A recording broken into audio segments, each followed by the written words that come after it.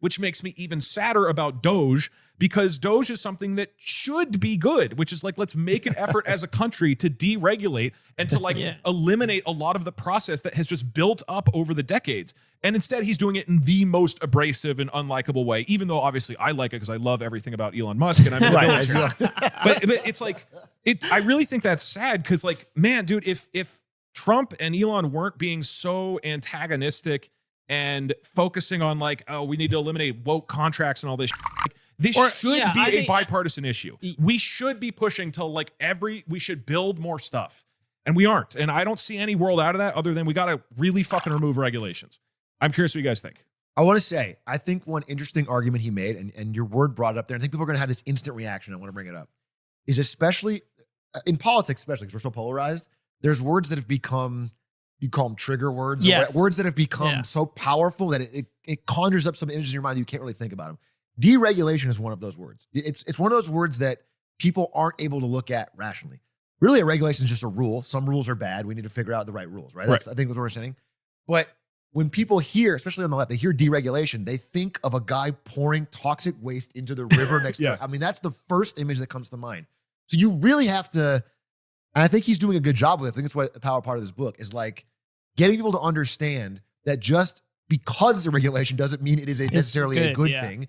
We have to find the good ones and get rid of the bad ones. Yeah, I mean, the first thought that I had was around that comes to my mind is not necessarily the environmental regulations, but the idea of reducing regulation means like unfettered like spending and like private companies like making decisions rather than and like private corporate interests being at the wheel of things. Like that's what pops into my head.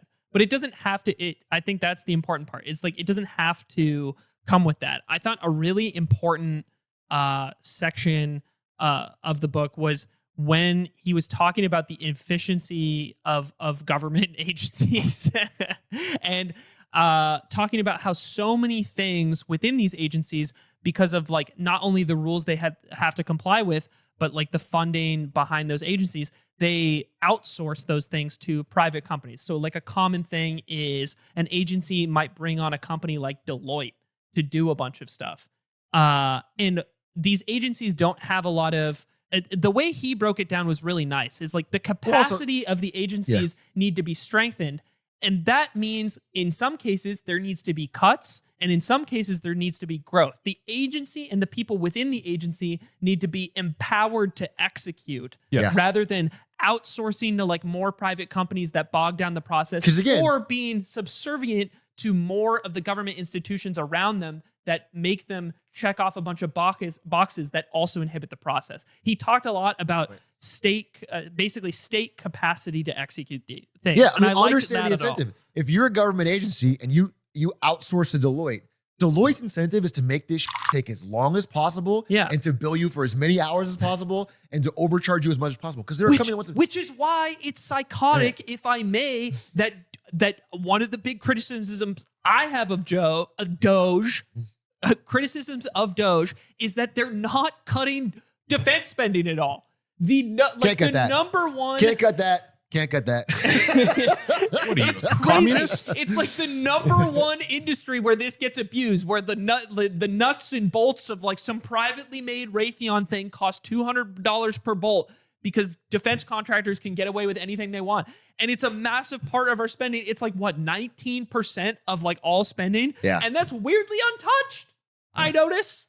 Let me steal, man. The idea is that they will work to that. So I'm not sure if I believe it, but in theory, the process of DOGE is going to be start with the really aggressively egregious stuff, which is like, we funded this choir in Columbia. It's what a load. I'll say, I'm just going to come out and say this.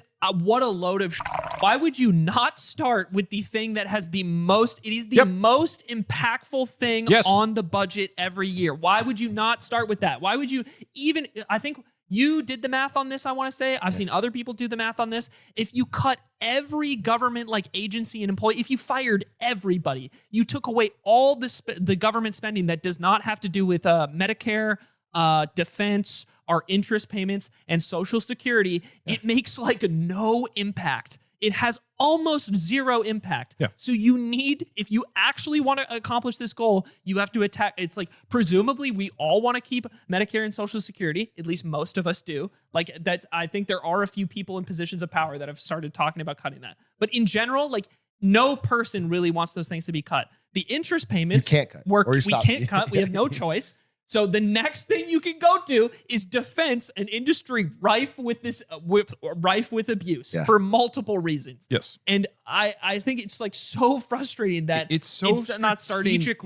there. That's I'm baffled by it. It's like how they decided what we should start with is by going after essentially ideological battles, right? Which is here's every potentially woke. They're trying to turn the mice trans or whatever, because they're doing tests about estrogen or whatever. And it's like, that doesn't fucking matter. Like go for these like large scale fraud or the military, whatever. And so I totally agree. And it's like, I hope that DOGE succeeds, because I think this is an effort that is important, which is to reduce the amount of waste in the government, that reduce the, right? Obviously these are good things, and it sucks that they have made it so ideological. Like, why are you doing that? This, man, I mean, I think when you lay it out, right, it's like if we were to come back to like basically the root of this discussion, which is like building more in America so that more people have housing, which is something that everyone should have access to, and like no one should have to live out in the street. It's like that is a basic thing, and I'm hoping you're right in what you brought up. Is like if we talk about that more, this should be something really simple and straightforward that we can agree on, something like very base to very everyone's based, like core based. Two quick follow points while you're bringing up that thing. One, I just want to reiterate that for me, the reason I am so passionate about this stuff is because I want everybody to have a better life, and I see building as so critical to that. Not only on a long scale of making our day-to-day, like our livelihoods, of inventing cures to medicines and making people's life, giving more opportunity to people, but also just housing and how clearly important that is. And I just get incredibly frustrated at all the efforts to stop it. And so that's part of it. And then also I just want to reiterate what you said, which is that to me, deregulation does not mean let private companies come in and like f over the little guy, right? But at this point, it seems that every process in so many different parts of our government really smart about the rules, right? And it's like, give Yeah. people It's more agency, right? It's more There's dynamic than that. I think something interesting to think about is I don't know if we could go back to old man Lee Kuan Yew. You know, if you were to work in public service, basically, if you're to be the equivalent of like an agency worker or a politician in somewhere like Singapore, my understanding is that's like a very sought after, like well compensated job. Right. Like kind of the equivalent, and people can correct me on this if I'm wrong. This is what my understanding is it's kind of like the equivalent of like going to become like a lawyer or a doctor. Like it's just a career that is like lauded in that way, and like getting into a position like that and being someone who's like attacking the issues, it's like it's very valued among your peers to like be the person to step up and do that. I think that's just something, I don't know, interesting to think about. Yeah, to back up what I was saying, and then all this last thing, like just talking about to give some specifics about the amount of agencies and parties who are all trying to put their hands in these projects and all having an influence and all having a say, and the unbelievable amount of slowdown and cost that adds.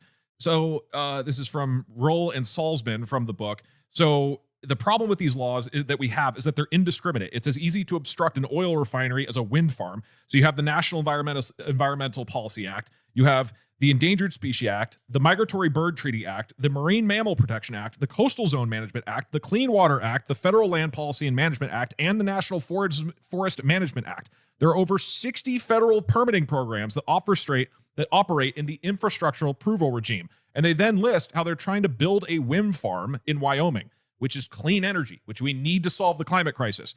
Currently, it's set to release to be finished in 2026, which is 18 years after it was proposed. 18 years. So it's like, all right, if you care about climate, good win takes time, can't You gotta go at this pace. The planet is going to burn if we burn the best They're gonna be windmills. the best windmills. God, and it's like, yeah, okay, that's great that every single migratory bird got a hearing, and like I love birds, but like, do we need to in every single project allow these people have agency? And sometimes that means where like certain groups aren't going to be fully represented and have everything they want. And that sucks, but you have to make trade-offs because otherwise nothing happens. Even in the villain chair, Doug loves birds. Fuck. He never lets that go. That's what I love about Doug. I would. Do you know how many birds I would kill for that wind farm? A lot of birds. Everyone he shoots, a regulation goes away. So you brought this up. Okay, I want to bring this up because while I agree with pretty much everything you said, to be honest, I think we talked about this before even this book came out because we saw that think piece by Ezra a while back. Yeah. I agree. I think there's many rules that have not done what they're intended. The age-old apocryphal story is like in the British Raj India, they made a rule to ban cobras. And they said, if you bring us a cobra skull, because they want to kill cobras, if you bring us a cobra skull, we'll pay you some money. We're going to kill cobras. People started breeding the cobras because there was money in it. Like rules are doing the opposite of what they were intended to. Even if they have good intentions, they're against them. I just want to say, I think there's a tendency to hear this speech and be like, well, I'm pretty interested in Doge. And I just want to say that I have been so deeply disappointed with Doge on every level. And I have, at this point, no hope or goodwill towards it when I look what's actually happened and what cuts have actually been, and so much the chaos it's induced and the actual cuts that have been. Now, this purple line here is our current budget deficit so far this year. It is bigger than it was in 21, in 2020, in... Isn't 2020 is the dark blue one? 2020 is the black one. It's the one that spikes up there in the halfway through the year. I see. But so far in this year, so you see the purple one on the top, we're in February. We are above all the previous years. We are currently spending more than any year of Biden or Trump. Trump won. But I don't understand. We canceled the $7 million contract. It was not even a rounding error. We are spending more money, and this is before the new $5 trillion tax cut comes in. So this deficit is going to balloon. It is going to balloon. It's hold on. Those tax cuts are continuing tax cuts. That won't balloon it more, right? New. The continuing tax cuts are already baked into the pie. That's already assumed to be okay. More tax cuts. This is announced today. I mean, this is like 3 hours ago. I don't even know, but there's a $5 trillion new bill from the House that is a $5 trillion tax cut over the next 10 years. That is going to balloon this deficit, and it will make up for 10x of whatever Doge has even possibly cut. We are nowhere close to getting even to 5 years ago level of budget, which is already bad. We are not on track to financial prudence at all. Under Doge or not. And so I am personally sick and tired of people who I thought I agreed with. Like there's sometimes conservatives be like, I agree with balanced budgets. I agree with getting control of the national debt. And then when they get into the power, they don't do any of that. So I'm sick of, again, people on the left over-regulating, but I'm also sick of people saying they want to get this stuff in order and doing nothing substantial or any real cuts. I guess I'm frustrated with politicians. Yes. This whole Doge thing is God, it was one of the most unique opportunities. No politician is incentivized to cut budgets ever, right? They're solely incentivized to get more money for their constituents. And this is one of the rare cases where you had a president, Donald Trump, who got elected, who was saying he's going to balance the budget and then set up Doge and gave it this ridiculous amount of access to whatever it wanted. This is on paper should be the best chance for this to work. And I agree. Up. And it's God, man, I want it to work. I hope it works. But I agree right now. It's just all ideological and doesn't seem to be doing anything substantial. And it's sad. It's really sad. Yeah, I agree. Yeah. But at least Tesla stock is up. So let's go. Well. You know why it's up? Because tariffs and coincidentally, Teslas are made in America. So I did see that. And you sold all yours.